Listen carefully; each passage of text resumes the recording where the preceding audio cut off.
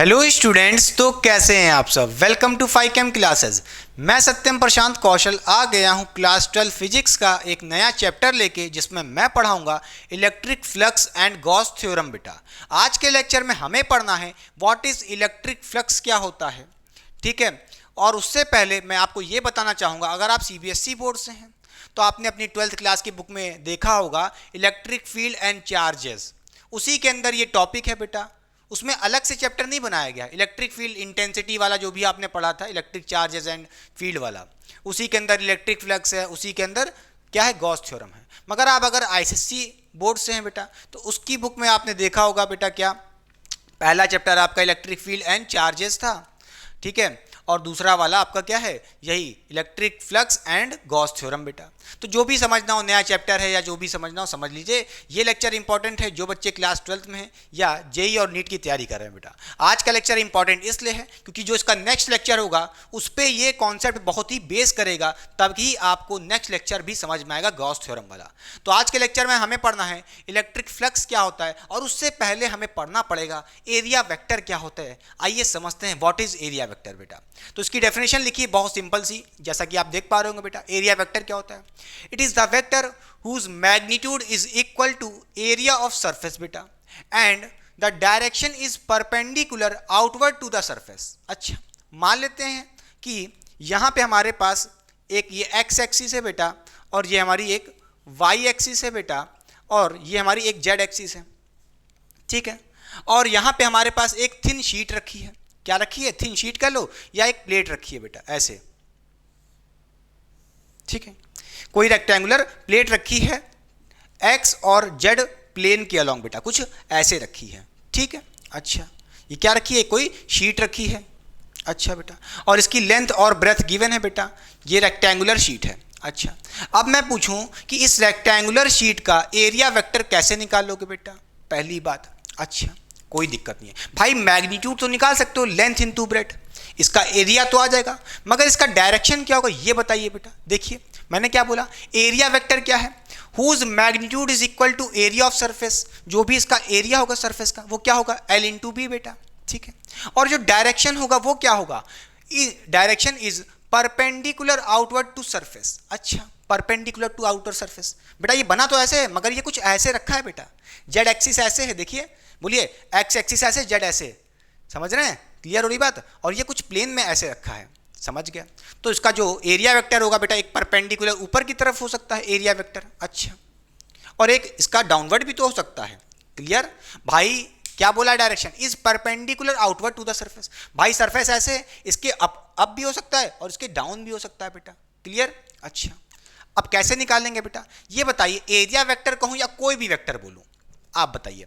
आपने पढ़ा था अगर हमारे पास कोई ए वेक्टर होता था, या कह लो एरिया वेक्टर है, इसके पास कोई मैग्नीट्यूड होगा, कुछ मैग्नीट्यूड होगा, वो कैसे लिखते थे बेटा, ए मॉड लिखते थे, और इसके पास कुछ डायरेक्शन भी होता था, और वो डायरेक्शन कौन बताता था, एन कैप, जो कि एक यूनिट वेक्टर है। ये यूनिट वेक्टर क्या बताएगा, इस एरिया वेक्टर का डायरेक्शन बताएगा, ऊपर है कि नीचे है कि दाएं है कि बाएं है, कहाँ पे है, यही बताएगा।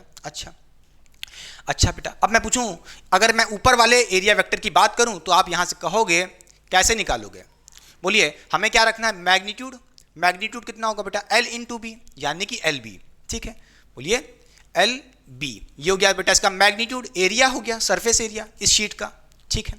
फिर क्या करना है, एन कैप, एन कैप क्या है बेटा, यूनिट वेक्टर, ये डायरेक्शन बताएगा।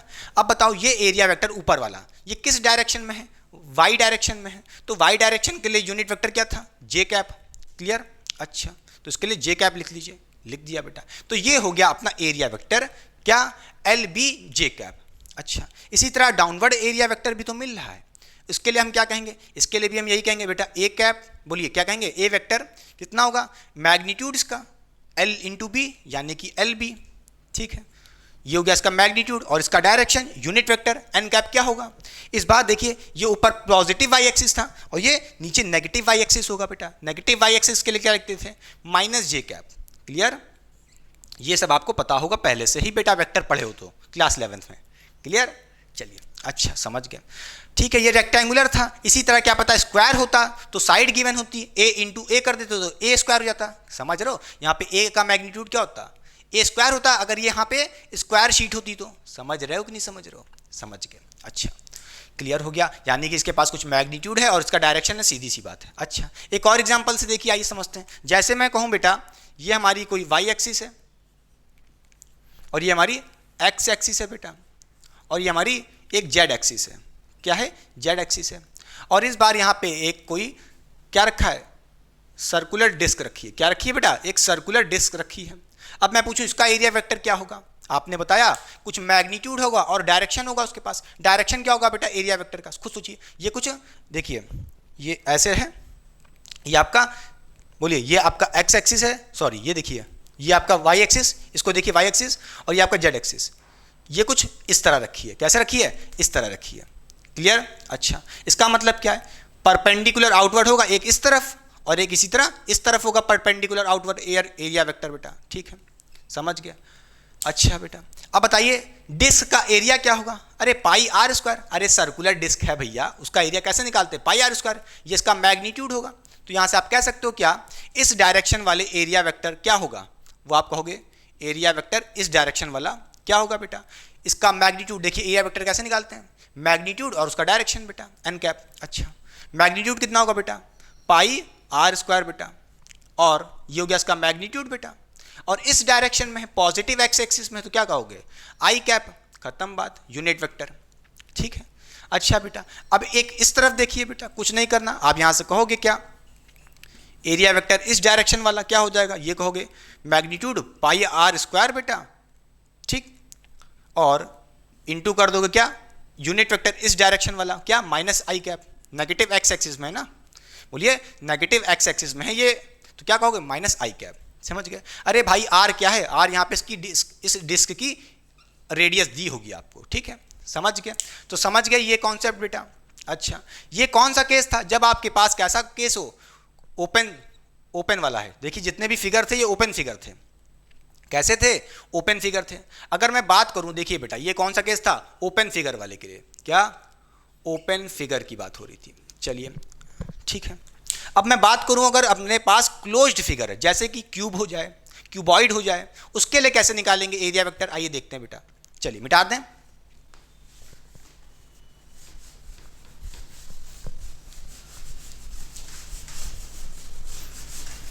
चलिए देखिए बेटा, अब मैं आपसे कहूं अगर मेरे पास एक क्यूबॉइड है, क्यूबॉइड नहीं मान लो क्यूब है। क्या है? क्यूब है। देखिए बेटा जैसे मैं कहूं ये हमारा एक क्यूब है,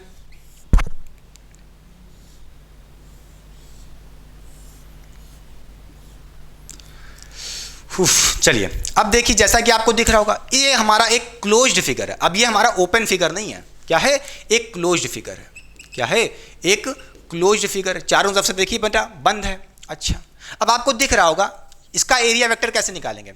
हमें क्या करना है? हमें सिर्फ सरफेस को देखना है बेटा, सिर्फ सरफेस को देखना है। अब बताइए इस क्यूब के पास कितने सरफेस होंगे? अब आपको तो पता होगा भैया 6 सरफेस होते हैं क्यूब के।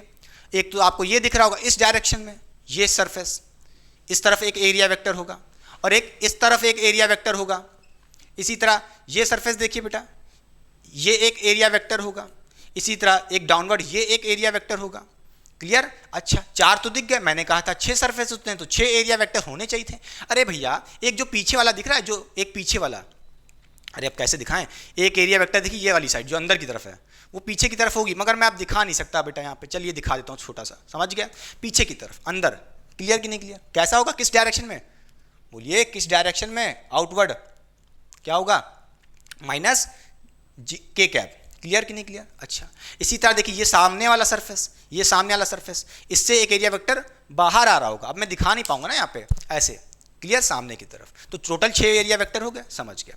अच्छा अब कहोगे कि निकालेंगे कैसे भैया? निकालेंगे कैसे? अब मैं एक का निकाल के दे दे रहा हूँ क्योंकि सारे सरफेस कैसे होंगे? इक्वल होंगे। अरे भाई क्यूब है तो ये ए होगा, इसकी साइड मान लो ए है, इसकी साइड भी ए होगी बेटा। साइड की बात कर रहा हूँ। ठीक है, तो मैग्नीट्यूड आप कहोगे यहाँ से एरिया वेक्टर का क्या हो जाएगा? बोलो जल्दी से। ए इंटू ए, इस सरफेस का एरिया आ जाएगा। बोलिए अरे भाई ये सरफेस कैसा होगा? स्क्वायर जैसा ही तो होगा। इस सरफेस को देखिए, इस सरफेस को देखिए बेटा, ये क्या होगा? स्क्वायर ही तो होगा। ये भी ए, ये भी ए, सारे साइड ए हैं। समझे? तो क्या कहोगे? मैग्नीट्यूड कैसे निकालेंगे स्क्वायर का? बोलिए ए स्क्वायर हो जाएगा ए इंटू ए, और यूनिट वेक्टर क्या होगा? इस डायरेक्शन वाले एरिया वेक्टर का। देखिए इस डायरेक्शन में यानी कि आई कैप। खत्म बात। ठीक है। अब इस वाले का कहोगे तो माइनस आई कैप लग जाएगा, ऊपर वाले के लिए कहोगे तो प्लस जे कैप हो जाएगा, नीचे वाले के लिए कहोगे तो क्या हो जाएगा एरिया वेक्टर, बोलिए माइनस जे कैप लग जाएगा। समझ गए, ए स्क्वायर माइनस जे कैप हो जाएगा नीचे वाले के लिए, खत्म बात। जो सामने होगा प्लस के कैप लगा देना, अंदर वाले के लिए माइनस के कैप लगा देना, खत्म बात। समझ गए, अच्छा कॉन्सेप्ट को सीखिए बस। चलिए ये हो गया एक एग्जांपल क्लोज्ड फिगर का। एक और एग्जांपल देखते हैं बेटा। देखिए जैसे मैं कहूँ हमारे पास मान लो एक सिलेंडर है, चलिए मान लेते हैं हमारे पास यहाँ पे एक सिलेंडर है बेटा, ठीक है, ये हमारा एक क्लोज्ड फिगर है सिलेंडर बेटा, ठीक है। अब बताइए इसके क्या क्या सरफेस इसके क्या क्या एरिया वेक्टर हो सकते हैं। एक तो आपको साफ साफ दिख रहा है, इसका हमको रेडियस गिवन होगा तो निकाल लेंगे बेटा इस डिस्क का ऊपर की तरफ क्या एरिया वेक्टर, एक ऊपर की तरफ होगा, इसी तरह एक नीचे होगा, खत्म बात। समझ गया कि नहीं समझ गया, क्लियर, अच्छा। और देखिए इसी तरह इस वाले सरफेस की बात करूं कर्व सरफेस की, तो आपको एक इस डायरेक्शन में एरिया वेक्टर मिलेगा, एक इस डायरेक्शन में एरिया वेक्टर मिलेगा, सीधी सी बात है। और कोई पॉसिबिलिटी है नहीं है, समझ गए। अब भैया वो तो आपको पता होगा ये क्या है, एक सर्कुलर भैया डिस्क है, इसका इस एरिया वेक्टर का मैग्नीट्यूड कितना होगा पाई आर स्क्वायर, ऊपर की तरफ है, यूनिट कैप लगा देना बेटा, क्या बोलिए जे कैप, क्या होगा pi R square J cap area vector ऊपर की तरफ, इसी तरह pi R square minus J cap. और ये क्या है बेटा एक कर्व सरफेस एरिया है, आपने इसका सरफेस एरिया पढ़ा होगा, curve surface area pi R L, I hope आपने पढ़ा होगा पाई आर एल, ठीक है, लगा देना यूनिट वेक्टर इसी तरह इधर। अभी हमें इसके मैग्नीट्यूड और वैल्यू कैसे निकालना है वो नहीं सीखना है, किस डायरेक्शन में मिल रहा है कैसे लगाना है समझना है बस, ठीक है। हमें मेनली क्या पढ़ना है, इलेक्ट्रिक फ्लक्स पढ़ना है, ठीक है। ये तो छोटा सा एक टॉपिक था।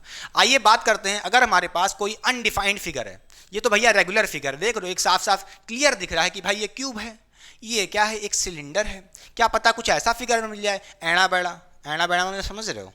आइए देखते हैं, जैसे मैं कहूँ ये हमारा कुछ ऐड़ा बैड़ा मान लो फिगर है बेटा, ठीक है। अब मैं आपसे पूछूं बेटा इस छोटे से टुकड़े का, अगर मैं पूछूं इस छोटे से टुकड़े का एक बहुत बड़ा फिगर था टेढ़ा मेढ़ा, कोई भी पत्थर था मान लो टेढ़ा मेढ़ा, ठीक है, अनडिफाइंड फिगर है, अच्छा, और इस छोटे से टुकड़े को मैं काट लूं और उसको काटूं नहीं मैं मार्क कर लूं और पूछूं इस छोटे से एरिया का क्या एरिया वेक्टर होगा, नहीं आया, इस छोटे से पार्ट का एरिया वेक्टर क्या होगा, आप कहोगे कुछ नहीं बेटा जस्ट परपेंडिकुलर, इस सरफेस के जस्ट परपेंडिकुलर और आउटवर्ड, इनवर्ड मत बना देना, क्लियर, समझ गए कि नहीं समझ गया, समझ गया, अच्छा ये होगा एरिया वेक्टर, ठीक है। खुद बताओ अब इसके लिए एरिया वेक्टर लिखना गलत बात होगी, और ये तो एरिया वेक्टर पूरे का निकालते तो कैपिटल ए लिखते, हम छोटे से का निकालें, क्या छोटे से पार्ट का एरिया निकालें तो क्या लिखोगे डी ए लिख लो, ज़्यादा अच्छा लगेगा, क्लियर कि नहीं क्लियर, तो डी ए, क्लियर बेटा, समझ गया, अच्छा। एरिया वेक्टर कैसे निकालते हैं, इसका मैग्नीट्यूड कितना होगा बोलिए, ये हो जाएगा डी ए बेटा, अब चाहो तो मॉड लगा लो डी ए पे, कोई मतलब की बात नहीं है, ठीक है। ये हो गया बेटा इसका मैग्नीट्यूड, जो भी निकाल लोगे। और क्या होगा इसके पास डायरेक्शन होगा एक unit vector N cap, clear, जिस भी डायरेक्शन में होगा। अब ये एक्स एक्सिस में नहीं है, मुझे क्या पता एक्स एक्सिस में थोड़ी ना हुआ, या वाई एक्सिस में हो सकता है, किसी भी डायरेक्शन में हो सकता है, एन कैप की वैल्यू रख देना, खत्म बात, क्लियर, अच्छा। तो ऐसे निकालना है बेटा एरिया वेक्टर, इसका कॉन्सेप्ट ये था, जो भी फिगर दिया होगा उसका जैसे एरिया निकाल दो, बस यूनिट वेक्टर चिपका दो, खत्म बात, ठीक है। तो आपने जैसा कि देखा एरिया हमारा क्या है, एरिया हमारा एक स्केलर नहीं वेक्टर क्वांटिटी भी है, समझ गए, डायरेक्शन भी मिल रहा है मैग्नीट्यूड भी मिल रहा है। तो चलिए आइए समझते हैं अब इलेक्ट्रिक फ्लक्स क्या होता है बेटा।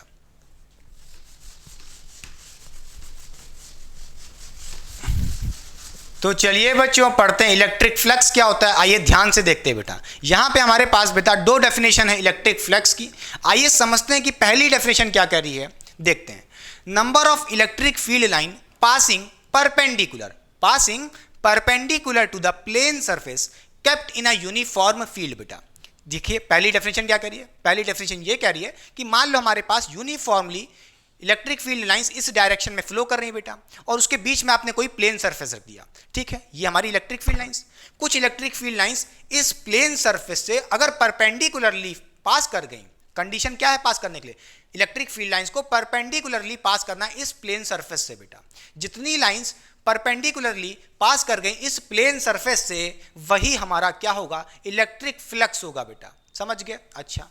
आइए देखते हैं बेटा, देखिए इलेक्ट्रिक फ्लक्स को यहां पे हम लोग डिनोट करते हैं बेटा कैसे, फाई ई से, ठीक है, फ्लक्स को डिनोट करते हैं बेटा फाई से, और इलेक्ट्रिक फ्लक्स की बात कर रहे हैं इसलिए लिख दिया ई बेटा, ठीक है, फाई क्या है बेटा, जीरो और जीरो के ऊपर डंडा, खत्म बात, ठीक है। अच्छा, पहली डेफिनेशन समझ गए बेटा। सेकंड डेफिनेशन क्या कह रही है उसको अभी नहीं समझेंगे, पहले आइए फील करते हैं कि पहली डेफिनेशन कहना क्या चाहती है, वहीं से हमारा सेकंड डेफिनेशन का भी फील आ जाएगा। कैसे, आइए देखते हैं बेटा। पहली डेफिनेशन हमसे ये कह रही है कि हमारे पास अगर कोई एक यूनिफॉर्म फील्ड लाइंस हैं, क्या है, यूनिफॉर्म फील्ड लाइंस हैं, क्या, यूनिफॉर्म इलेक्ट्रिक फील्ड लाइंस हैं, ठीक है, मान लेते हैं इस डायरेक्शन में जा रही है इलेक्ट्रिक फील्ड। अच्छा, और इसके बीच में आपने कोई एक प्लेन सरफेस रख दिया, क्या, एक कोई आपने प्लेन सरफेस रख दिया बेटा, ठीक है, ये मान लेते हैं आपका कोई एक प्लेन सरफेस है, ठीक है। होगा क्या, कुछ लाइन पास कर जाएंगी, कुछ लाइन पास कर जाएंगी इस सरफेस से बेटा, अच्छा, और कुछ लाइंस अगल बगल से निकल जाएंगी, अच्छा।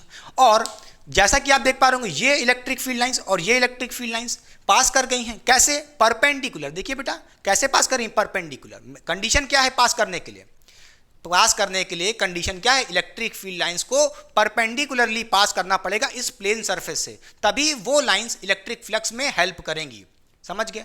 तो देखिए पहली डेफिनेशन क्या कह रही है, number of electric field lines passing perpendicular to the plane surface kept in a uniform field. ये आपने एक प्लेन सरफेस रख दिया एक यूनिफॉर्म फील्ड में, ठीक है, उसमें से आप जैसा कि देख पा रहे होंगे ये पहली और ये वाली और ये वाली इलेक्ट्रिक फील्ड लाइंस परपेंडिकुलरली पास कर गई, दो इलेक्ट्रिक फील्ड लाइंस, ठीक है। तो इसका मतलब क्या है, दो इलेक्ट्रिक फील्ड लाइंस पास कर गए, इसका मतलब यह है कि हमारी इलेक्ट्रिक फ्लक्स की जो वैल्यू होगी बेटा वो 2 होगी। क्लियर कि नहीं क्लियर, समझ गया, अच्छा, समझे बेटा, अच्छा, कोई दिक्कत की बात नहीं है। अगर मैं क्या करूं, अब मैं पूछूं कि भाई मैं आपसे कहूं कि मैंने अगर इलेक्ट्रिक फील्ड लाइंस की जो इंटेंसिटी है वो बढ़ा दूं, ठीक है, इस ई की वैल्यू को मैं बढ़ा दूं, इस फील्ड लाइंस को बहुत बढ़ा दूं, इसकी पावर को बढ़ा दूं या कह लो स्ट्रेंथ को बढ़ा दूं। बेटा स्ट्रेंथ को बढ़ाने का मतलब क्या है, ये इलेक्ट्रिक फील्ड लाइंस पास पास आ जाएंगी, बहुत क्लोज हो जाएंगी, डेंस हो जाएंगी, बस यही होता है अंतर। क्लियर। अगर मैं क्या करूं, इलेक्ट्रिक फील्ड की जो इंटेंसिटी है, यूनिफॉर्म इलेक्ट्रिक फील्ड इंटेंसिटी को मैं बढ़ा दूं बेटा, क्या कर दूं, बढ़ा दूं, पास पास ले आऊं, ठीक है, मान लीजिए ये हो गई,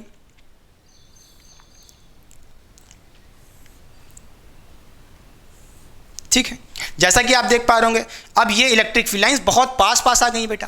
पास पास आने से क्या होगा, यहाँ पे इलेक्ट्रिक फील्ड लाइंस की जो पावर होगी बढ़ जाएगी बेटा, स्ट्रेंथ या कह लो मैग्नीट्यूड इलेक्ट्रिक फील्ड की, समझ गया, ठीक है।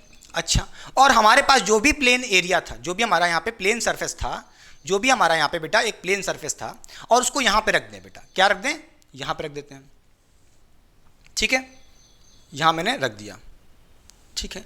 नोट करिएगा सबसे पहली बात क्या, मैंने यहाँ पे इलेक्ट्रिक फील्ड को चेंज किया है, इलेक्ट्रिक फील्ड की इंटेंसिटी को बढ़ा दिया है, ठीक है। यहाँ पे कम थी इलेक्ट्रिक फील्ड और यहाँ पे ज़्यादा थी, क्योंकि पास पास आके दिख रहा है आपको बेटा।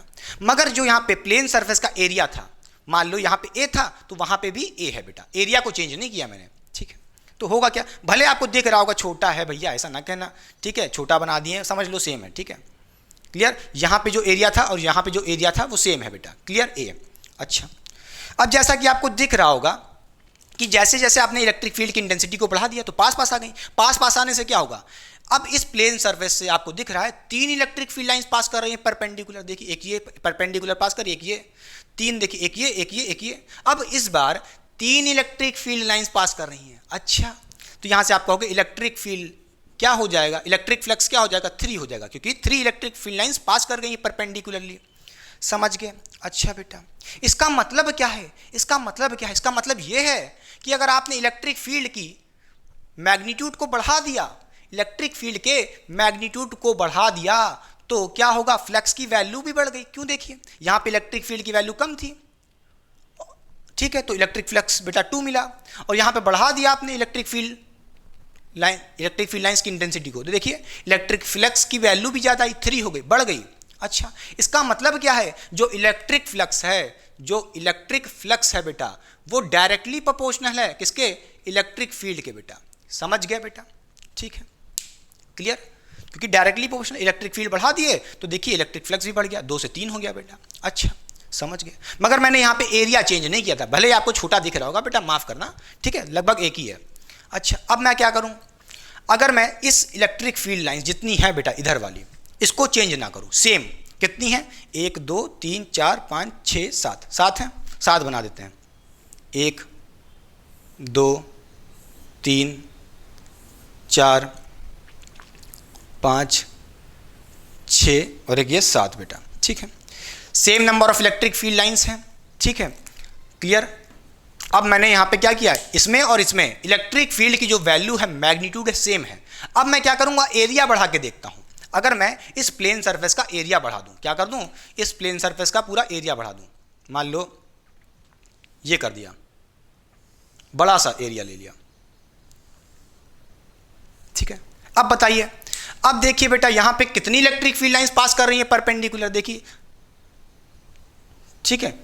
देखिए बेटा 1 2 3 4 5 इलेक्ट्रिक फील्ड लाइंस पास कर रही है इस प्लेन सरफेस से।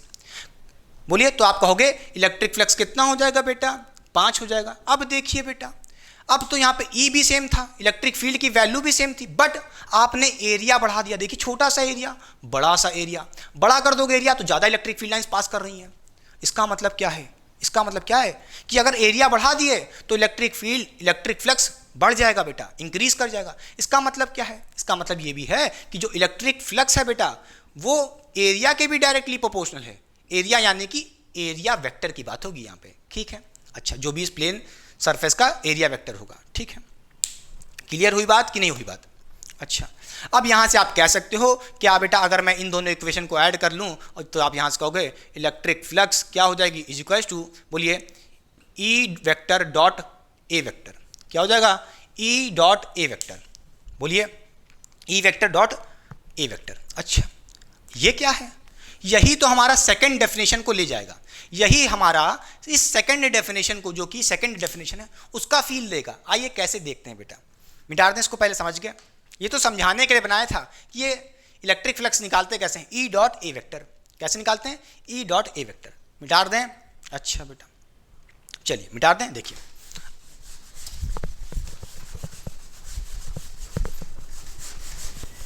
तो चलिए बेटा ध्यान से देखिए क्या कह रहा हूं मैं कह रहा हूं कि जो हमने देखा इलेक्ट्रिक फ्लक्स क्या आया, ई डॉट ए वेक्टर आया, ठीक है। तो चलिए पढ़ते हैं इसकी डेफिनेशन क्या कह रही है, सेकंड डेफिनेशन। यही हमारा सेकंड डेफिनेशन है। कैसे, आइए देखते हैं बेटा। जैसा कि आप देख पा रहे होंगे, electric flux passing through a plane surface placed in a uniform electric field is equal to scalar product. क्या, स्केलर प्रोडक्ट कहो या डॉट प्रोडक्ट कहो, ठीक है, scalar product of electric field intensity and area vector, ठीक है। जैसा कि आप देख पा रहे हो, जो हमने फॉर्मूला लाया इलेक्ट्रिक फ्लक्स का, वो क्या है, इलेक्ट्रिक फ्लक्स किसके बराबर है बेटा, वो आया इलेक्ट्रिक वेक्टर या कह लो electric field dot product of electric field intensity and area vector, ठीक है। डॉट प्रोडक्ट कहो या स्केलर प्रोडक्ट कहो, बात तो वही है बेटा। आ गया, समझ में आ गई। सेकंड डेफिनेशन भी बेटा बहुत आसान है, फर्स्ट डेफिनेशन से ही सेकंड डेफिनेशन तक पहुंच गए। आई होप फील आ गया होगा। अच्छा, अब चाहे तो आप इसको और फर्दर सॉल्व कर सकते हो। क्या, यहां से कह सकते हो क्या बेटा, क्या डॉट हटाते हैं, क्या लगाते हैं, कॉस थीटा लगाते हैं, तो यहां से कहोगे ई ए कॉस थीटा। क्या हो जाएगा, ई ए कॉस थीटा। अच्छा, इलेक्ट्रिक फ्लक्स ये कब काम आएगा, ये भैया ई ए कॉस थीटा कब लगाएंगे बेटा, आइए समझते हैं। जैसे मैं कहूं ये हमारा कोई एक प्लेन सरफेस है, ठीक है, ये हमारा कोई एक प्लेन सरफेस है बेटा, ठीक है, और इसका परपेंडिकुलरली यहां से इसके आउटवर्ड एरिया वेक्टर होगा बेटा इस डायरेक्शन में, ठीक है।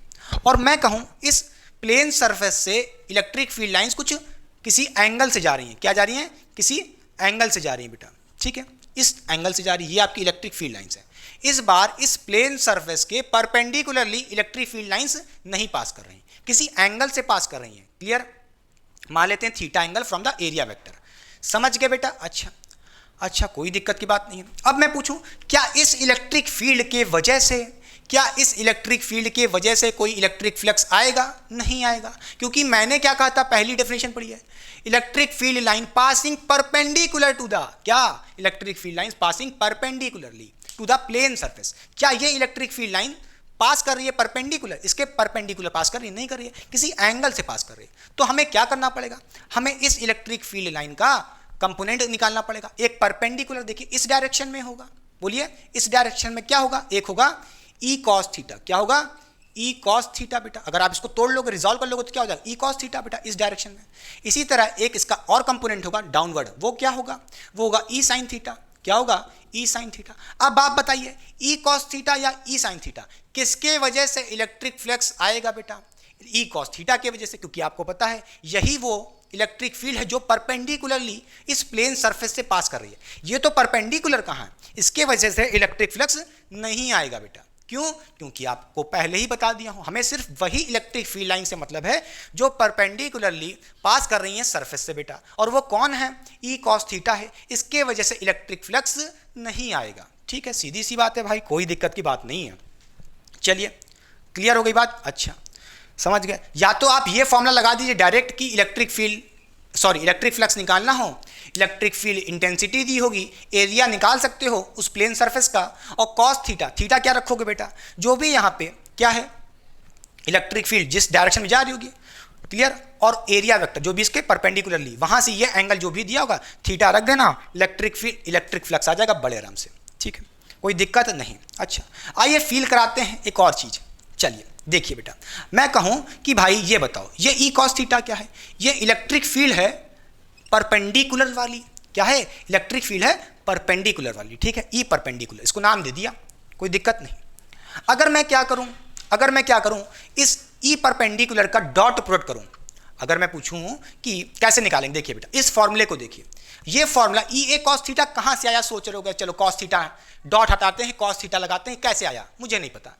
कई लोग सोच रहे होंगे ये डॉट हटने से कॉस थीटा कैसे आ गया, और उसका भी फील दे देते हैं कैसे। देखिए, सोचिए बेटा, आप बताइए, यहां से आप कह सकते हो क्या इलेक्ट्रिक फ्लक्स क्या होता है, कैसे निकालते हैं, बोलिए, E vector dot A vector. ठीक है, इस डायरेक्शन का ई वेक्टर क्या होगा, ई परपेंडिकुलर, क्या होगा, ई परपेंडिकुलर होगा, क्या होगा, ई परपेंडिकुलर होगा। ठीक है, dot A vector, area vector इस डायरेक्शन का लगा दिया, कोई दिक्कत नहीं है। ठीक है, क्या है ये, ठीक है, क्लियर। अब यहां से आप क्या कह सकते हो, इसको यहां से डॉट हटाओगे तो क्या लगाओगे, E perpendicular A cos theta लिखोगे, कोई दिक्कत नहीं बेटा। ठीक है, समझ गए। अब बताइए ये थीटा क्या होगा, ये थीटा क्या होगा, इस ई परपेंडिकुलर और एरिया वेक्टर का बीच का एंगल। देखिए ई परपेंडिकुलर इस डायरेक्शन में है, एरिया वेक्टर भी इस डायरेक्शन है, दोनों सेम डायरेक्शन में है, तो एंगल कितना होगा बेटा, इस केस में थीटा इक्वल टू 0 हो जाएगा। किसके बीच का, ई परपेंडिकुलर और ए के बीच में। अरे दोनों सेम डायरेक्शन में है बेटा, तो ई थीटा 0 हो जाएगा। ठीक है, क्या हो जाएगा, 0 हो जाएगा। तो खुद सोचो, अगर यहाँ पे कॉस थीटा क्या रखूँ, अच्छा लग दो, पहले एक बार और दिखाता हूँ, ई परपेंडिकुलर ई कॉस 0 रखोगे तो भैया कॉस 0 क्या होता है, 1 होता है। 1 को मल्टीप्लाई करोगे किससे, ई ए से, किससे, ई परपेंडिकुलर, जो कि आपका क्या है, ई कॉस थीटा। ठीक है, क्या है, ई कॉस थीटा बेटा। ठीक है, और बचा क्या, ए। अरे बाप रे बाप, ये देखिए आ गया इलेक्ट्रिक फ्लक्स, ये यही तो है, ई ए कॉस थीटा कहो या कहो ई कॉस थीटा ए, बात तो वही है, बात तो वही है। बस नोट करने वाली बात क्या है, हमें अगर हम डायरेक्ट निकालना चाहें, ई इंटू ए कर देंगे, ई को मल्टीप्लाई कर देंगे ए से, और कॉस थीटा, थीटा क्या रखेंगे, ये वाला एंगल, क्या, ये वाला एंगल। ठीक है, या आप देख रहे हो सीधे सी बात, आप सोच रहे हो कि हमें ये सब रिजोल्यूशन करना ही नहीं है। ठीक है, आप कहोगे रिजोल्यूशन करके करना, रिजोल्यूशन करके करना है इस ई वेक्टर का, तो आप ई कॉस थीटा इधर ले लो जो कि ई परपेंडिकुलर है, और ए वेक्टर दोनों के बीच में एंगल कितना था, 0 था, तो E perpendicular A cos theta 0 रख दिए, तो यहाँ से कितना आ जाएगा, जैसे आ जाएगा, खत्म बात। ठीक है, बस सीधी सी बात है, कोई डरने की बात नहीं है। जब भी हमारे पास कोई इलेक्ट्रिक फील्ड लाइन किसी एंगल से पास कर रही है, तो हमें उसका वो कंपोनेंट से मतलब है जो उसके परपेंडिकुलर पास कर रहा हो उस प्लेन सरफेस से बेटा। ठीक है, समझ गए, मिटा दें। अच्छा बेटा, अच्छा मैं बात करूं आपसे यहाँ पे इलेक्ट्रिक फ्लक्स के यूनिट की। पहले ये फॉर्मूला लिख लीजिए बेटा, ये सब समझाने के लिए था बेटा, अरे बाप रे बाप, ये समझाने के लिए था, फील के लिए। चलिए क्लियर, चलिए अब देखिए, अगर मैं बात करूं यहाँ पे आपसे इलेक्ट्रिक फ्लक्स का जो भी यूनिट होगा क्या होता है, इसकी जो यूनिट होगी बेटा वो होती है क्या, भैया भूल गए यार हम तो, नहीं बहुत पहले का हो गया। इलेक्ट्रिक फील्ड की क्या होती है, न्यूटन पर मीटर, जहाँ तक ठीक है बेटा, गलत होगा तो माफ़ कर देना, क्या होती है, न्यूटन मीटर, हाँ न्यूटन मीटर जो होता था। इलेक्ट्रिक फील्ड इंटेंसिटी क्या होती थी, F/Q होती थी, F क्या होता है, न्यूटन, हाँ मीटर। ठीक है क्लियर, न्यूटन पर मीटर, न्यूटन मीटर, और ये हो जाएगी, नो कुछ नहीं, एक सेकंड, न्यूटन पर कोलम, नो बहुत दिन बाद लगा रहे हैं भाई, न्यूटन पर कोलम, क्या, न्यूटन पर कोलम्ब मीटर स्क्वायर। ठीक है, ये होती है, गलत हो जाए तो भैया माफ़ करें, उसमें कोई बड़ी बात नहीं है। ठीक है, अच्छा, अब मेन बात क्या है, मेन बात क्या आइए समझाएं। हो गया, मिटा दें, चलिए मिटा दें से, चलो इसे देखें दो। चलिए एक और देखिए एग्जांपल। ये तो क्या कोई प्लेन सरफेस था रेक्टेंगुलर, क्या पता कोई सर्कुलर सरफेस हो डिस्क हो। तो मान लीजिए ये आपकी क्या एक डिस्क है बेटा, ठीक है। इस डिस्क के इस डायरेक्शन में इलेक्ट्रिक फील्ड लाइंस ऐसे जा रही है, ठीक है। और आपको पता होगा इसके जस्ट परपेंडिकुलर एरिया वेक्टर होगा ये, ठीक है। और इनके बीच में एंगल कितना है, थीटा मान लो। तो आपको पता होगा हमें इस इलेक्ट्रिक फील्ड का वो कंपोनेंट चाहिए जो परपेंडिकुलर प्लेन सरफेस की, या कह लो in the direction of area vector हो, ठीक है, क्लियर। या ये कह लो परपेंडिकुलर है प्लेन सरफेस के, वो वाला कंपोनेंट चाहिए इलेक्ट्रिक फील्ड का, या जो इन the direction of area vector हो बेटा। तो इस डायरेक्शन में क्या मिलेगा, ई कॉस थीटा, ये होगा ई परपेंडिकुलर वाला। तो यहां से आप कह सकते हो क्या होगा, बताइए, यही लगा दोगे, खत्म बात। ई ए कॉस थीटा, जो भी यहाँ पे एंगल दिया है रख देना, खत्म बात। बोलिए समझ गए, क्लियर। मिटा दें, कपड़ा कहाँ गया, चलिए हो गया कॉपी, मिटा दें। चलिए अब करते हैं बेटा कुछ सिंपल सिंपल कॉन्सेप्ट और क्लियर करते हैं और क्वेश्चन भी करते हैं।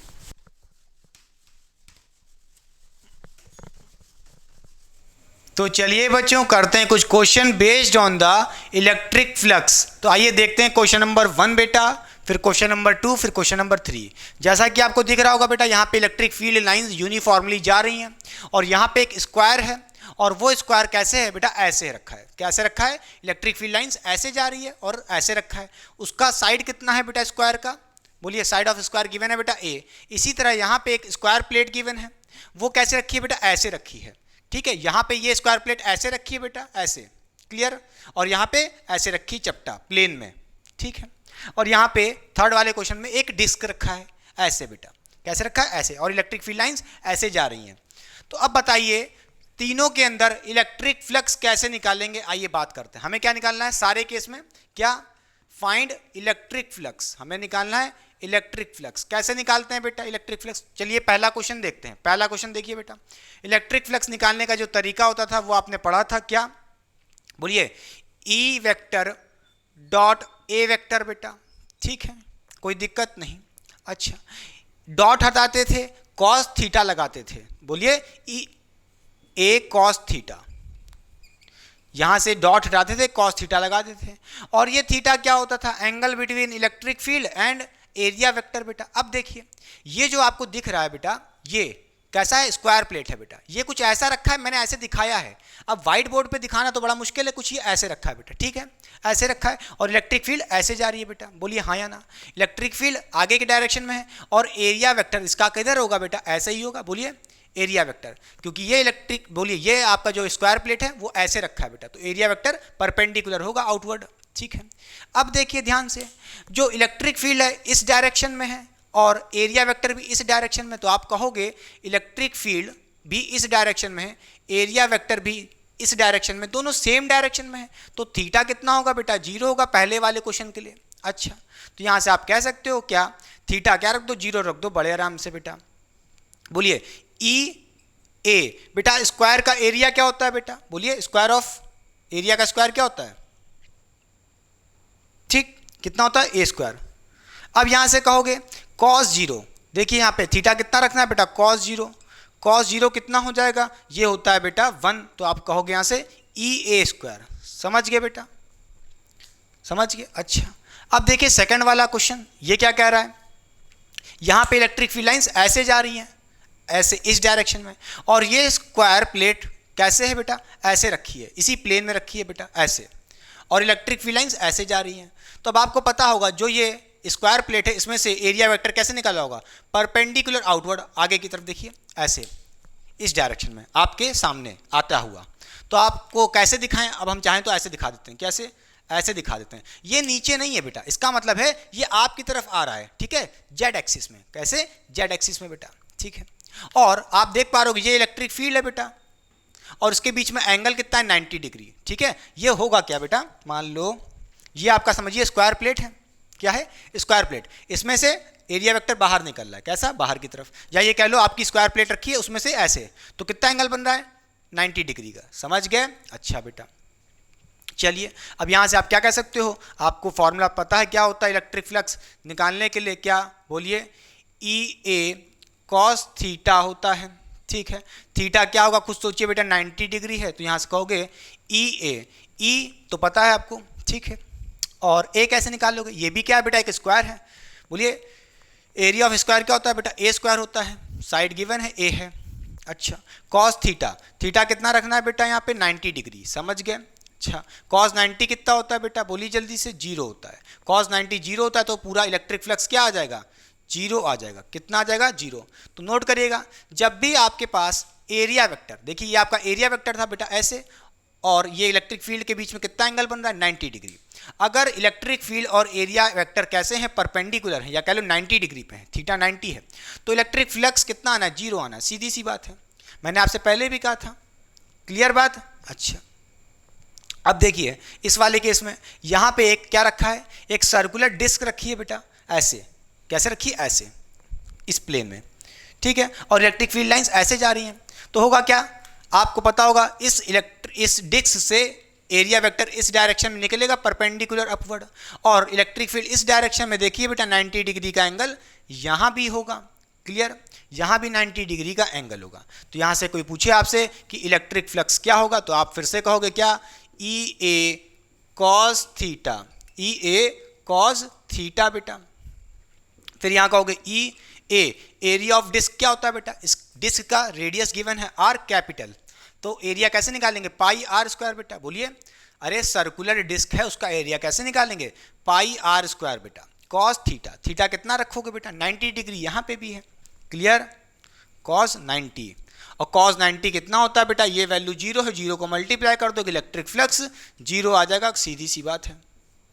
क्लियर? अच्छा बेटा, समझ गए, कोई इसमें दिक्कत नहीं। बोलिए बेटा, समझ गए? बोलिए हाँ या ना। ठीक है, और जैसा कि आप देख पा रहे होंगे बेटा, इलेक्ट्रिक फ्लक्स में कोई भी डायरेक्शन नहीं है, क्योंकि ये एक स्केलर क्वांटिटी है। यहाँ पे ये मत सोचना आई कैप जे कैप लगा दो एरिया वेक्टर के डायरेक्शन में, ना, ऐसा कुछ नहीं होता। समझ गए? अच्छा, मिटा दें। चलिए करते हैं कुछ अच्छे क्वेश्चन बेटा।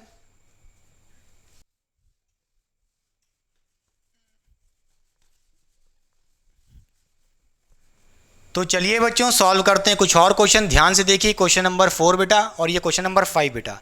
ये दोनों क्वेश्चन भी जेई और नीट लेवल के बच्चों के लिए स्टार्टिंग बेस के लिए बहुत ही इंपॉर्टेंट है। धीरे धीरे लेवल बढ़ रहा है। तो ध्यान से देखिए, क्वेश्चन नंबर 3 क्या कह रहा है हमसे? क्वेश्चन नंबर 3 हमसे कह रहा है कि यहाँ पे हमारे पास एक कोई डिस्क है बेटा, और उस डिस्क से एक इलेक्ट्रिक फील्ड लाइन इस डायरेक्शन में निकल रही, जिसका मैग्नीट्यूड गिवन है बेटा E0, और ये इलेक्ट्रिक फील्ड लाइन किसी एंगल से निकल रही है। ये 60 डिग्री के एंगल से निकल रही है फ्रॉम द रेडियस बेटा। ये आपकी रेडियस वाली लाइन हो गई, उससे 60 डिग्री बना रही है ये इलेक्ट्रिक फील्ड लाइन। तो आपसे क्वेश्चन में पूछ रहा है what is the electric flux. कैसे निकालोगे बेटा? इलेक्ट्रिक फ्लक्स निकालने का जो फॉर्मूला था वो था क्या? ई ए कॉस थीटा। क्या होता था? ई ए कॉस थीटा बेटा। ठीक है, यहां से कहोगे आप क्या है? इलेक्ट्रिक फील्ड देखिए क्या है, इसकी वैल्यू E0 गिवन है, लिख दीजिए बेटा। ठीक, E0 गिवन है। इस सर्कुलर डिस्क की रेडियस गिवन है R, तो इसका एरिया भी निकाल सकते हो। कैसे? सर्कुलर डिस्क का एरिया कैसे निकालोगे? पाई आर स्क्वायर। क्या हो जाएगा बेटा? पाई आर स्क्वायर बेटा। ठीक है, फिर कॉस थीटा बेटा। थीटा कितना होगा? बोलिए, यहाँ पे थीटा की वैल्यू क्या रखोगे? क्या 60 डिग्री रखोगे? अगर 60 डिग्री रख दिए तो गलत हो जाएगा आंसर। हमें वो थीटा रखना होता था, वो एंगल रखना होता था जो एरिया वेक्टर और इलेक्ट्रिक फील्ड के बीच का एंगल होता था। ध्यान से देखिए, ये आपका एक क्या है? सर्कुलर डिस्क है बेटा। इससे एरिया, इसका एरिया वेक्टर कैसे होगा? परपेंडिकुलर आउटवर्ड, इस डायरेक्शन में बेटा। इसका जो एरिया वेक्टर होगा वो परपेंडिकुलर आउटवर्ड होगा। और यहाँ से आप कहोगे एरिया वेक्टर और इलेक्ट्रिक फील्ड के बीच का एंगल क्या है? ये एंगल रखना है बेटा। ठीक है, ये 60 डिग्री है, तो टोटल एंगल कितना है बेटा? 90 डिग्री। 90 में से 60 माइनस कर लोगे तो 30 डिग्री आ जाएगा। याद रखना, ये 30 डिग्री एंगल है एरिया वेक्टर और इलेक्ट्रिक फील्ड के बीच का, और यही एंगल रखना होता है बेटा। तो क्या रखना पड़ेगा आपको यहाँ पे? 30 डिग्री। जिस बच्चे ने अगर यहाँ पे थीटा 60 डिग्री रख दिया होता तो आंसर गलत हो जाता बेटा। ठीक है, फिर यहाँ से आप कह सकते हो E0 क्या हो जाएगा? पाई आर स्क्वायर कॉस 30 कितना होता है बेटा? √3/2 होता है। बड़े आराम से सॉल्व कर लीजिए, आ गया। ठीक, क्लियर। अब चलिए देखते हैं क्वेश्चन नंबर 5 क्या कर रहा है। क्या कर रहा है? Cylindrical surface of radius r, एक सिलेंड्रिकल सरफेस है जिसका रेडियस r गिवन है, is placed parallel to electric field, is placed parallel to electric field बेटा। अच्छा बेटा, यहाँ पे जो इलेक्ट्रिक फील्ड होगी वो यूनिफॉर्म है, इतना तो आप समझ ही रहोगे। ठीक है, कैसी होगी? इलेक्ट्रिक फील्ड यूनिफॉर्म होगी। फाइंड नेट इलेक्ट्रिक फ्लक्स, आइए देखते हैं बेटा। देखिए अगर मैं कहूँ यहाँ पे हमारे पास कुछ इलेक्ट्रिक फील्ड लाइंस हैं बेटा इस डायरेक्शन में, कैसी हैं, यूनिफॉर्म है, कैसी हैं, यूनिफॉर्म इलेक्ट्रिक फील्ड लाइंस इस डायरेक्शन में जा रही हैं बेटा, मान लेते हैं, ठीक है, क्या है, इलेक्ट्रिक फील्ड लाइंस, ठीक है, इस डायरेक्शन में जा रही हैं।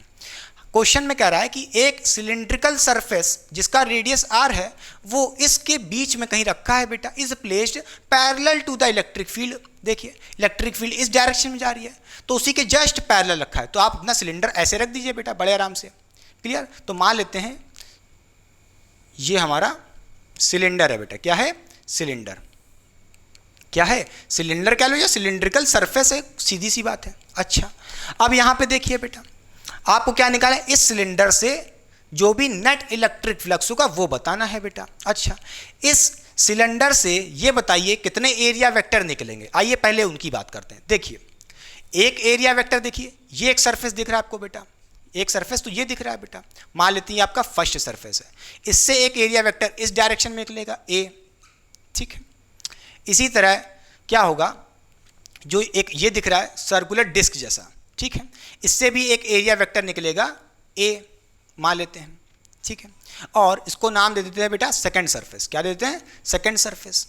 इसी तरह बेटा ये देखिए कर्व सरफेस की बात करें, ये तो हो गया बेटा सर्कुलर डिस्क जो भी सिलेंडर का होगा बेटा, जिस पे वो रखे होंगे बेटा। अच्छा ये हो गया एरिया वेक्टर, ठीक है।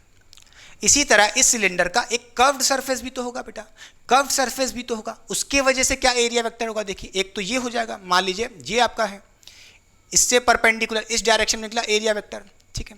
एरिया वेक्टर कैसे निकालते हैं, just perpendicular outward to the surface, ठीक है बेटा, एक एरिया वेक्टर ये हो गया, इसको नाम दे दीजिए 3 वाला पॉइंट, ठीक है, या कह लो थर्ड सरफेस। इसी तरह एक एरिया वेक्टर इस डायरेक्शन में भी होगा ए, इसको नाम देते हैं फोर्थ सरफेस, क्लियर बेटा। अच्छा क्या यहाँ पे सिर्फ इतने ही एरिया वेक्टर होंगे, भाई दो तो फिक्स हैं, एक इस डायरेक्शन में और एक इस डायरेक्शन में बेटा, मगर जो कर्व सरफेस होगा, देखिए जो कर्व सरफेस होगा उसमें कई सारे एरिया वेक्टर होंगे, सिर्फ दो ही नहीं कि एक ये ऊपर वाला एक नीचे वाला, ऐसा नहीं होगा। कर्व सरफेस से खुद सोचो बेटा, सरफेस कर्व्ड है, कई सारे एरिया वेक्टर परपेंडिकुलर निकल होंगे, कैसे, परपेंडिकुलर, ऐसे ऐसे ऐसे ऐसे, समझ रहे हो कि नहीं समझ रहे हो। दिखाने को तो भाई हम 2D फिगर में क्या दिखा पाएंगे, एक ऊपर की तरफ एक नीचे की तरफ, अब कितने सारे एरिया वेक्टर दिखाएं, ऐसे ऐसे, समझ गए। तो दिखाने के लिए हम सिर्फ 2 ले लिए हैं, बस काम चल जाएगा। अच्छा लेने को तो हम एक भी ले लेते ऊपर वाला या नीचे वाला, तब भी काम चल जाता, मगर हमने 2 ले लिया। चलिए अब क्या होगा, जितने भी सरफेस हैं जिससे एरिया वेक्टर निकालना है, फर्स्ट सेकेंड थर्ड फोर्थ, उन पॉइंट से क्या होगा, इलेक्ट्रिक फ्लक्स निकाल लो और सबको ऐड कर दो, नेट इलेक्ट्रिक फ्लक्स आ जाएगा, खत्म बात। अब देखिए बेटा अगर मैं फर्स्ट वाले को देखूं, फर्स्ट वाले में देखिए इलेक्ट्रिक फील्ड इस डायरेक्शन में है, ठीक है, इस सरफेस से इलेक्ट्रिक फील्ड कैसे पास करोगे, इस डायरेक्शन में, और एरिया वेक्टर और इलेक्ट्रिक फील्ड कैसे हैं, सेम डायरेक्शन में, तो थीटा 0 होगा। अच्छा अगर मैं बात करूं electric flux due to first surface, क्या हो जाएगा, आप कहोगे ई ए, क्या होता है formula, E A cos theta बेटा, ठीक है, कॉस थीटा, थीटा क्या रखोगे बेटा, दोनों सेम डायरेक्शन में है। देखिए फर्स्ट सरफेस को देखिए, एरिया वेक्टर और इलेक्ट्रिक फील्ड के बीच में एंगल कितना होगा, सेम डायरेक्शन में, तो एंगल 0, तो यहाँ से कहोगे कॉस 0 बेटा, क्या हो जाएगा, कॉस 0 बेटा, क्लियर, कोई दिक्कत नहीं बेटा, समझ गया। अब कॉस 0 क्या होता है, कॉस 0 की वैल्यू होती है बेटा 1, क्या होती है 1, तो यहाँ से कहोगे ई ए बचा, क्या बचा बेटा, सिर्फ ई ए बचा, ई इंटू ए, ठीक है, इलेक्ट्रिक फील्ड इंटू ए। खुद सोचो इस सर्कुलर डिस्क जैसा जो सरफेस है उसका एरिया क्या होगा बेटा, इसका रेडियस गिवन है, कितना है बेटा रेडियस, मान लीजिए यहाँ पे आपको गिवन है, ठीक है, कितना रेडियस गिवन है आर, तो उसके वजह से एरिया कितना होगा पाई आर स्क्वायर बेटा, ठीक है, E pi R square, clear, E pi R square. चलिए फर्स्ट सरफेस हो गया। इसी तरह सेकेंड सरफेस देखिए, इसका एरिया वेक्टर इस डायरेक्शन में है, बोलिए, तो electric flux due to second surface, area vector इधर है और इलेक्ट्रिक फील्ड लाइन इस डायरेक्शन में, इसके जस्ट एंटी पैरेलल है, कैसी है, एंटी पैरेलल, और इन दोनों के बीच में एंगल कितना होगा बेटा 180 का, खुद देखिए 180 डिग्री का है, एंटी पैरेलल है, एक इस डायरेक्शन में और एक इस डायरेक्शन में है, क्लियर। अच्छा अब देखिए इसके लिए कैसे निकालोगे, इसका इलेक्ट्रिक फ्लक्स बेटा ई ए कॉस थीटा, कितना होगा थीटा बेटा 180 डिग्री होगा, देखिए एरिया वेक्टर इधर और इलेक्ट्रिक फील्ड इधर, 180 डिग्री का एंगल बन रहा है, तो यहाँ पे थीटा 180 रख दीजिए, क्लियर। अच्छा, cos 180 कितना होता है, -1 होता है बेटा। यहाँ से आप बड़े आराम से कह सकते हो -1, ये -1 माइनस आगे आ जाएगा बड़े आराम से। फिर ई ए, क्लियर। ई ए एरिया क्या होगा बेटा सेकंड सरफेस का, ये देखिए ये कैसा है, सर्कुलर डिस्क जैसा दिख रहा है। इसका रेडियस कितना होगा बेटा, r होगा, तो उस हिसाब से एरिया क्या हो जाएगा, πr² बेटा। क्लियर, समझ गए, ठीक है। चलिए अब देखते हैं कर्व सरफेस वाले एरिया से, थर्ड और फोर्थ वाला। मैं बात करूं अगर यहाँ पे आपसे किसकी, electric flux due to third area या कह लो थर्ड सरफेस। क्लियर, इसका एरिया वेक्टर ऊपर की तरफ just perpendicular to the surface. अच्छा, और इलेक्ट्रिक फील्ड लाइंस कैसी है बेटा, इस डायरेक्शन में है, कैसी है, परपेंडिकुलर है। अब देखिए इलेक्ट्रिक फील्ड ऐसे है, एरिया वेक्टर ऊपर है, कैसे हैं, परपेंडिकुलर है एक दूसरे के। और जब भी मैंने कहा था अगर थीटा क्या हो, 90 डिग्री हो, if the angle between area vector and electric field, देखिए ऊपर की तरफ एरिया वेक्टर और इधर इलेक्ट्रिक फील्ड, दोनों के बीच में कितना एंगल है, 90 डिग्री का, या कह लो परपेंडिकुलर है, तो इलेक्ट्रिक फ्लक्स कितना होगा, 0 होगा। आंख बंद करके, सीधी सी बात है, नहीं विश्वास हो रहा करके देख लो बेटा। क्या कहोगे, थर्ड सरफेस के लिए देखिए ई ए कॉस थीटा, थीटा कितना होगा बेटा थर्ड सरफेस के लिए, देखिए 90 डिग्री होगा, कितना है 90 डिग्री, ठीक है। तो यहाँ पे cos 90, क्लियर। cos 90 कितना होता है बेटा, 0 होता है, खत्म बात। 0 से मल्टीप्लाई करोगे तो यहाँ से कह दोगे क्या, बोलिए electric flux due to third surface कितना आ जाएगा, 0 आ जाएगा, खत्म बात, ठीक है। बोलिए बेटा समझ गए। इसी तरह अगर मैं पूछूँ आपसे क्या, मैं पूछूँ आपसे क्या, electric flux due to fourth surface, इसमें भी बेटा 0 आएगा। देखिए एरिया वेक्टर डाउनवर्ड है नीचे की तरफ और इलेक्ट्रिक फील्ड इस डायरेक्शन में है, क्लियर। बोलिए दोनों के बीच में एंगल कितना है बेटा, 90 डिग्री, कितना एंगल है, 90 डिग्री, परपेंडिकुलर है एरिया वेक्टर और इलेक्ट्रिक फील्ड, तो इलेक्ट्रिक फ्लक्स 0 आना ही है बेटा। तो यहाँ से कहोगे, फिर से देख लो, ई ए cos 90 हो जाएगा, cos 90 होता है 0, 0 से मल्टीप्लाई करोगे, electric flux due to fourth surface कितना हो जाएगा, इस फोर्थ वाले सरफेस से कितना आ जाएगा, 0। क्लियर बेटा, सीधी सी बात है, समझ गए। अब देखिए हमें नेट इलेक्ट्रिक फ्लक्स निकालना है। क्या नेट इलेक्ट्रिक फ्लक्स का मतलब क्या है, सारे इलेक्ट्रिक फ्लक्स को जोड़ दो बेटा, φ1 φ2 φ3 φ4, ठीक है। तो यहाँ पे कह दोगे क्या, नेट इलेक्ट्रिक फ्लक्स, क्या नेट इलेक्ट्रिक फ्लक्स क्या हो जाएगा बेटा, φ1 प्लस φ2 प्लस φ3 प्लस φ4 बेटा, ठीक है। और इसको हम कैसे ऐड कर रहे हैं, मैग्नीट्यूड वाइज, क्योंकि भाई इलेक्ट्रिक फ्लक्स क्या है, एक स्केलर क्वांटिटी है, हम इसको बड़े आराम से ऐड कर सकते हैं, जैसे प्लस माइनस करते हैं वैसे बेटा, क्योंकि वेक्टर तो है ही नहीं। अब देखिए यहाँ से φ1 क्या है, φ1 की वैल्यू क्या थी, ई पाई आर स्क्वायर, क्या थी, ई पाई आर स्क्वायर बेटा। फिर प्लस φ2 क्या था, φ2 क्या था, minus E pi R square बेटा। फिर φ3 क्या था बेटा, φ3 कितना था, 0 था, और φ4 भी 0 था, ठीक है, 0 प्लस 0। अब देखिए बेटा ई पाई आर स्क्वायर पॉजिटिव वाला और ये नेगेटिव वाला कट जाएगा बड़े आराम से, तो जैसा कि देख पा रहे होंगे सब 0 हो गए, सब 0। तो नेट इलेक्ट्रिक फ्लक्स कितना आ गया, टोटल इलेक्ट्रिक फ्लक्स कितना आ गया बेटा, 0 आ गया। तो नेट इलेक्ट्रिक फ्लक्स कितना आया, 0 आ गया। अच्छा बेटा नोट करिएगा एक बात, नोट करिएगा एक बात, याद रखिएगा, जब भी हमारे पास यूनिफॉर्म इलेक्ट्रिक फील्ड है, नोट करिए कहाँ लिखें ये बात। चलिए एक बात पॉइंट में डालिए, पहले जल्दी से बात डालिए, नोट करिएगा, इंपॉर्टेंट बात बताने जा रहे हैं, ठीक है।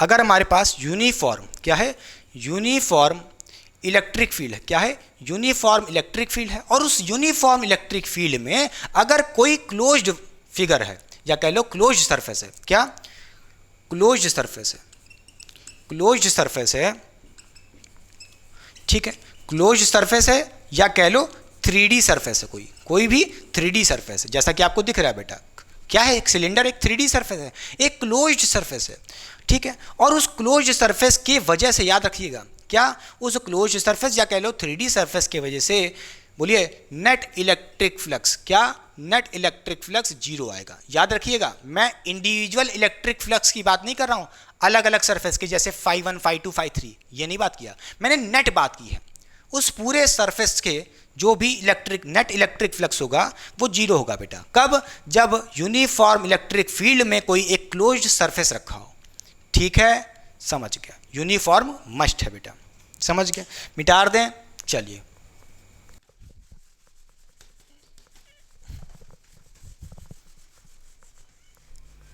तो चलिए बच्चों सॉल्व करते हैं क्वेश्चन नंबर 6। बेटा ये क्वेश्चन भी अच्छा क्वेश्चन है, तो ध्यान से देखिए क्वेश्चन नंबर 6 क्या कह रहा है। क्वेश्चन नंबर 6 ध्यान से देखिए बेटा क्या कह रहा है, find net electric flux linked with a cube of side A. यहाँ पे हमसे कह रहा है कि हमारे पास एक कोई क्यूब है जिसकी साइड कितनी है, ए है। बेटा साइड ऑफ क्यूब्स क्या होती है, इक्वल होती है, सारी साइड इक्वल होंगी, ए के बराबर है, ठीक है। अच्छा, और कह रहा है इस क्यूब को उसने यूनिफॉर्म इलेक्ट्रिक फील्ड लाइंस के परपेंडिकुलर रख दिया। देखिए इलेक्ट्रिक फील्ड लाइंस ऐसे जा रही हैं, उसके रास्ते में रख दिया इस क्यूब को बेटा, कैसे, परपेंडिकुलर, ठीक है, to the electric field lines बेटा। और ये इलेक्ट्रिक फील्ड लाइंस कैसी हैं, यूनिफॉर्म है बेटा। अच्छा यूनिफॉर्म है, आपसे पूछ रहा है नेट इलेक्ट्रिक फ्लक्स क्या होगा ड्यू टू दिस क्यूब बेटा। तो मैंने क्या कहा था, याद करिए, एक नोट वाला पॉइंट लिखवाया था, डायरेक्टली इसका आंसर बता सकते हो। Net electric flux due to linked with the cube क्या होगा, 0 होगा, क्योंकि क्यूब क्या है, क्यूब एक क्लोज्ड फिगर है, 3D फिगर है, और इसको कहाँ पे रखा गया है, यूनिफॉर्म इलेक्ट्रिक फील्ड में। इसलिए हम यहाँ से डायरेक्टली भी कह सकते हैं कि नेट इलेक्ट्रिक फ्लक्स क्या, नेट इलेक्ट्रिक फ्लक्स 0 होगा फॉर क्यूब बेटा। क्लियर हो गई बात। मगर आप कहोगे कैसे मान लें, ये तो हमने रटा दिया कहोगे। अरे भाई पहले वाला जो अपने क्वेश्चन कराया था, क्वेश्चन नंबर 5 बेटा, वो भी कैसा था, क्लोज्ड फिगर था, 3D फिगर था, सिलेंडर। नेट इलेक्ट्रिक फ्लक्स कितना आया था, वहाँ भी 0 आया था। क्यों आया था, क्योंकि वो भी एक क्लोज्ड सरफेस था। इसी तरह क्यूब भी एक क्लोज सरफेस है। अभी मैं आपको प्रूफ करा दूंगा कि नेट इलेक्ट्रिक फ्लक्स यहाँ भी 0 आएगा करके। कैसे, आइए देखते हैं बेटा। सबसे पहले देखिए बेटा, क्यूब क्या है, क्यूब एक ऐसा फिगर है जिसमें 6 फेजेस होते हैं, क्या कह लो, 6 सरफेस होते हैं बेटा। एक इस डायरेक्शन में हो, देखिए एक ये फेज होगा, एक ये फेज होगा, एक नीचे से होगा, एक ऊपर से होगा, एक सामने से होगा, एक पीछे से होगा। क्लियर, ये 6 फेजेस होते हैं। छयों फेसेस से अपने अपने सरफेस से एक एरिया वेक्टर निकल रहा होगा, एक इस डायरेक्शन में, एक इस डायरेक्शन में। देखिए इस सरफेस से इधर निकल रहा होगा, इधर से इधर निकल रहा होगा। इन सारे सरफेस से एरिया वेक्टर निकल रहा होगा, वो कुछ एंगल बना रहे होंगे इलेक्ट्रिक फील्ड से। सबका अपना अपना, हर सरफेस से इलेक्ट्रिक फ्लक्स आएगा बेटा।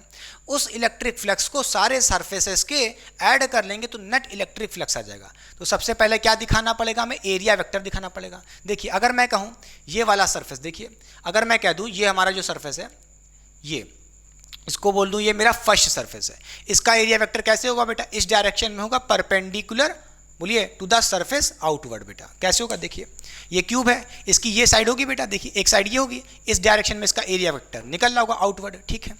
क्लियर। इसी तरह देखिए बेटा, ये सेकंड सरफेस मान लो, ये वाला जो आपको ऐसे दिख रहा है, ये इसके लिए देखिए इसका परपेंडिकुलर एरिया वेक्टर क्या होगा, ऊपर की तरफ, ठीक है। तो देखिए यहाँ से आप ये भी कह सकते हो, इस वाले सरफेस को आप क्या नाम दे दोगे, सेकेंड सरफेस, और इसका एरिया वेक्टर कैसे होगा, परपेंडिकुलर आउटवर्ड बेटा, ठीक है। क्लियर। इसी तरह ये वाला सरफेस देखिए बेटा, या कह लो फेज जो भी क्यूब का होगा बेटा, इस डायरेक्शन में इसका एरिया वेक्टर होगा, ठीक है। इसको नाम दे दीजिए थर्ड सरफेस बेटा। इसका एरिया वेक्टर कैसे होगा, बोलिए, इसका एरिया वेक्टर कैसे होगा, परपेंडिकुलर आउटवर्ड बेटा, ठीक है। ये हो गया आपका थर्ड सरफेस। इसी तरह देखिए एक नीचे वाला सरफेस भी तो होगा ऐसे, जिस पे ये रखा होगा बेटा, उसका एरिया वेक्टर कैसे होगा, नीचे की तरफ, बोलिए, परपेंडिकुलर डाउनवर्ड बेटा, ठीक है। तो उसका एरिया वेक्टर नीचे की तरफ होगा। ये मान लीजिए आप क्या है, ये आपका फोर्थ सरफेस है, नीचे वाला, ठीक है। उसका एरिया वेक्टर कैसे होगा, परपेंडिकुलर टू द सरफेस बेटा, और डाउनवर्ड होगा, या कह लो आउटवर्ड है, नीचे की तरफ, ठीक है। अच्छा, ये 4 सरफेस तो दिख रहे हैं बेटा। क्यूब में 6 फेजेस होते हैं, कितने, 6 फेजेस होते हैं, या कह लो 6 सरफेसेस होते हैं बेटा। अब 2 कहाँ गए, 4 तो दिख रहे हैं बेटा, 2 आपको दिख नहीं रहे हैं, क्योंकि देखिए ये वाला, ये दिख रहा है आपको, ये वाला फेज देखिए, ये वाला, ये, ठीक है। इस फेज का एरिया वेक्टर क्या होगा बेटा, परपेंडिकुलर आउटवर्ड, ठीक है। अब दिखाना बड़ा मुश्किल है कि भाई परपेंडिकुलर आउटवर्ड कैसे दिखा दें। ये तो बोर्ड में तो हमको कैसा दिखेगा, 2D दिखेगा, मगर रियलिटी में क्या है, क्यूब एक 3D है बेटा। तो मान लेते हैं जो आपका फोर्थ या कह लो फिफ्थ सरफेस होगा, सॉरी क्या, फिफ्थ सरफेस होगा, ठीक है, ये होगा परपेंडिकुलर, इससे जो एरिया वेक्टर निकलेगा परपेंडिकुलर आउटवर्ड होगा। इसी तरह ये सामने वाला फेज हो गया। इसी तरह बेटा क्या होगा, एक पीछे वाला सरफेस भी तो होगा इसके, देखिए पीछे वाला, अंदर की तरफ, उसमें बोलिए उसका एरिया वेक्टर कैसे होगा, अंदर की तरफ। तो मान लेते हैं वो फेज कैसा होगा, 6 होगा बेटा, उसका एरिया वेक्टर अंदर की तरफ होगा। फिफ्थ वाले सरफेस को देखिए, उसका एरिया वेक्टर आउटवर्ड होगा, और सिक्स्थ वाले के इनवर्ड होगा एरिया वेक्टर, ठीक है। दिखाना मुश्किल है, इसलिए दिखा नहीं पा रहे हैं, फील करिए मन में, बस याद रखिएगा अंदर है और एक बाहर है।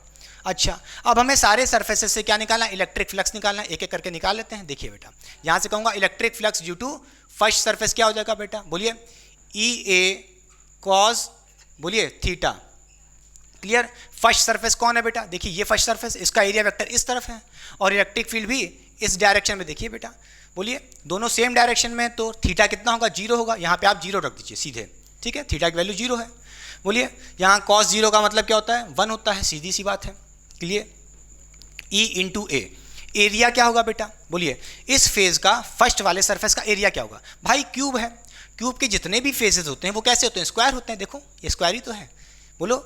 और स्क्वायर का सारा साइड क्या होगा, ए है, तो एरिया ऑफ स्क्वायर कह लो या कह लो फेज ऑफ द क्यूब कैसे निकालते हैं, ए इंटू ए बेटा। बोलो ये ए है, ये भी ए है, एरिया बोलिए कैसे निकालोगे, साइड इंटू साइड यानी कि ए स्क्वायर। तो एरिया कितना हो जाएगा बेटा, ए स्क्वायर हो जाएगा, बड़े आराम से, ठीक है। इसी तरह electric flux due to second surface या कह लो सेकेंड फेज बेटा, ये ऊपर वाला, बोलिए एरिया वेक्टर ऊपर की तरफ है और इलेक्ट्रिक फील्ड बेटा इस डायरेक्शन में है। बोलिए इलेक्ट्रिक फील्ड इस डायरेक्शन में है और देखिए एरिया वेक्टर और इलेक्ट्रिक फील्ड के बीच में एंगल कितना, 90 डिग्री है, ठीक है। फिर यहाँ से कह दोगे क्या, electric flux due to second surface क्या हो जाएगा, E A cos theta. Theta कितना है बेटा, 90 डिग्री है। कॉस 90 0 होता है, ठीक है, 0 को मल्टीप्लाई करोगे 0 आ जाएगा, ठीक है। तो जो ये ऊपर वाला सरफेस है उसके वजह से इलेक्ट्रिक फ्लक्स 0 आएगा, और आना भी चाहिए था क्योंकि देखिए एरिया वेक्टर और इलेक्ट्रिक फील्ड कैसे हैं, परपेंडिकुलर हैं एक दूसरे के, ठीक है।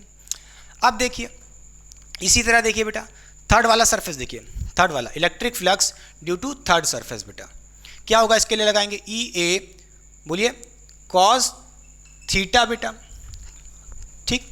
अब देखिए ये एरिया वेक्टर इस डायरेक्शन में है, इस पे जो इस वाले सरफेस पे, इस वाले सरफेस पे देखिए एरिया वेक्टर ऐसे है और इलेक्ट्रिक फील्ड आगे की तरफ होगी बेटा, बोलिए एक्स एक्सिस में, पॉजिटिव एक्स एक्सिस में इस तरफ, तो इसका इलेक्ट्रिक फील्ड इस डायरेक्शन में होगा। अब देखिए इसके बीच में एंगल कितना है, 180 का है, तो थीटा वैल्यू कितनी रखोगे, 180 डिग्री रख दोगे बड़े आराम से। कॉस 180 कितना होता है बेटा, -1 होता है, ठीक है। कॉस 180 की वैल्यू कितनी होती है, -1 होती है। तो यहाँ पे -1 यानी कि माइनस आगे आ जाएगा, ई ए क्या हो जाएगा, -EA हो जाएगा। और ए क्या होगा बेटा, एरिया ऑफ क्या होगा, एक फेज ऑफ क्यूब क्या होता है, उसका एरिया कैसे निकालोगे, ए स्क्वायर। बोलिए अरे भाई बोलो ये फेज है, ये फेज है, ये क्या है, स्क्वायर ही तो है बेटा, ये फेज कैसा स्क्वायर है, ए इंटू ए, इसका साइड इंटू साइड कर लोगे तो ए स्क्वायर आ जाएगा एरिया। तो यहाँ से कहोगे ई ए स्क्वायर माइनस का आ गया। क्लियर बेटा। अब देखिए फोर्थ फेज, देखिए electric flux due to fourth surface, ये आपका फोर्थ सरफेस नीचे की तरफ, देखिए इसका एरिया वेक्टर है और इलेक्ट्रिक फील्ड लाइंस ऐसे हैं, तो कैसे हैं, परपेंडिकुलर है। देखिए कैसे, ये ऐसे और ये ऐसे, परपेंडिकुलर, ठीक है। एरिया वेक्टर नीचे की तरफ है और इलेक्ट्रिक फ्लक्स आगे की तरफ है, दोनों के बीच में 90 डिग्री एंगल है। पता है इलेक्ट्रिक फ्लक्स 0 आना है क्योंकि परपेंडिकुलर है एरिया वेक्टर और इलेक्ट्रिक फील्ड बेटा, ठीक है। जैसे आपने देखा था electric flux due to second surface, देखो यहाँ भी 0 आया था, यहाँ भी 0 आया था, तो यहाँ भी 0 आएगा क्योंकि दोनों केस में देखिए, एक ऊपर वाले केस में देखो ऊपर वाले सरफेस पे परपेंडिकुलर है और यहाँ भी एरिया वेक्टर परपेंडिकुलर है इलेक्ट्रिक फील्ड के, तो 0 ही आना है। चलो देख लो फिर से, ई ए कॉस थीटा, थीटा कितना रखोगे बेटा, 90 डिग्री रखोगे। कॉस 90 कितना होता है, 0 होता है, 0 से मल्टीप्लाई किया 0 आ जाएगा। बोलिए क्लियर। अच्छा ये 4 फेस तो हो गए जो बड़े आराम से साफ साफ दिख रहे हैं, मगर फिफ्थ वाला फेस देखिए बेटा, फिफ्थ वाला फेस क्या था, जो सामने की तरफ जो आप देख रहे होगे तो 2D में ऐसे दिखेगा सामने से, उसका एरिया वेक्टर कैसे होगा, परपेंडिकुलर आउटवर्ड, आपके आंखों में आता हुआ, ठीक है। क्लियर। अच्छा आपके आंखों में आता हुआ, तो देखिए क्लियर, ये हो गया आपके परपेंडिकुलर। और एरिया वेक्टर इलेक्ट्रिक फील्ड ऐसे है बेटा, तो कितना एंगल बनना है, 90 डिग्री। बोलिए क्लियर कि नहीं क्लियर, समझ गया। अच्छा ये फेस सामने वाला हो गया, देखिए इलेक्ट्रिक फील्ड ऐसे जा रही है, दोनों के बीच में कितना एंगल बनना है, 90 डिग्री। तो कितना एंगल होगा, 90 डिग्री, नोट करिएगा। तो यहाँ से कहोगे electric flux due to fifth surface, electric flux due to fifth surface क्या हो जाएगा, E A cos theta, cos theta, theta कितना रखना है बेटा, 90 डिग्री, ठीक है। कॉस थीटा 90 डिग्री रखना है। बोलिए तो ये कॉस 90 हो जाता है 0, खत्म बात, 0 से मल्टीप्लाई करेंगे 0 ही आना है। बोलिए इसी तरह बेटा जो 6 सरफेस होगा ये पीछे की तरफ होगा, उसमें एरिया वेक्टर कहाँ होगा, अंदर की तरफ, अंदर की तरफ अंदर जाता हुआ, और इलेक्ट्रिक फील्ड लाइन कैसी है, इस डायरेक्शन में, तो क्या होगा, देखिए एंगल कितना होगा, 90 डिग्री, इसमें भी एंगल 90 डिग्री होगा फॉर द 6th वाला फेज। ये देखिए जो अंदर की तरफ दिख रहा है, ये क्लियर, अंदर की तरफ, ठीक है। तो यहाँ से कहोगे electric flux due to 6 surface क्या हो जाएगा, ई ए कॉस 90 बेटा, क्योंकि थीटा कितना होगा 90 डिग्री होगा, कॉस 90 जीरो होता है, जीरो से मल्टीप्लाई की, जीरो आना है इलेक्ट्रिक फ्लक्स। ठीक है, तो यहाँ पे आपने देख लिया इंडिविजुअल सरफेस से इलेक्ट्रिक फ्लक्स क्या आ रहा है क्यूब के बेटा। अब सारे सरफेसेस से जो भी इलेक्ट्रिक फ्लक्स आ रहा है सबको ऐड कर लोगे तो नेट इलेक्ट्रिक फ्लक्स आ जाएगा बड़े आराम से।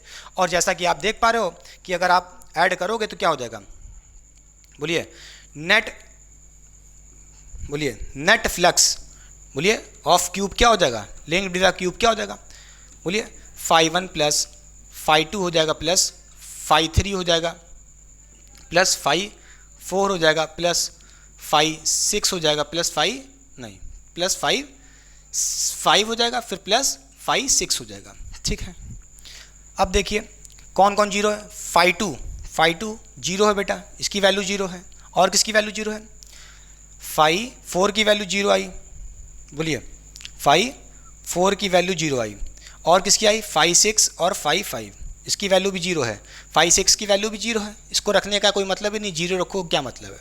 अब देखिए φ1 कितना आया है बेटा, क्या बचा φ1 प्लस φ3।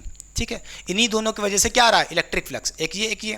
ठीक है, और एक दूसरे के कैसे आए, बोलिए अपोजिट है, ये प्लस में ये माइनस में, क्या कहोगे φ1 क्या हो जाएगा ई ए स्क्वायर बेटा, और माइनस φ3 क्या, देखिए φ3 की वैल्यू रखोगे माइनस ई ए स्क्वायर, क्या माइनस ई ए स्क्वायर बड़े आराम से। अब देखिए बाकी सबको रखोगे जीरो जीरो, कोई रखने का मतलब नहीं है, नेट इलेक्ट्रिक फ्लक्स देखिए बेटा ये दोनों माइनस हो जाएंगे, कितना आ जाएगा जीरो आ जाएगा। क्लियर, समझ गए, तो यहाँ से net electric flux due to a या कह लो linked due to a cube क्या होगा, जीरो होगा। समझ गए, बोलिए, तो मैंने प्रूफ कर दिया, ये बात मैंने आपको पहले भी कही थी, अगर हमारे पास कोई भी क्लोज्ड फिगर है, क्या क्लोज्ड फिगर है या कह लो क्लोज्ड सरफेस है, क्लियर क्लोज सरफेस है या कह लो 3D सरफेस है, उसको यूनिफॉर्म इलेक्ट्रिक फील्ड में रखा गया है तो नेट इलेक्ट्रिक फ्लक्स जीरो ही आना ही है, इस बात की गारंटी मैं लेता हूं, फाइकम क्लासेस का ओनर। चलिए बोलिए हो गया कि नहीं हो गया, मिटा दें, चलिए।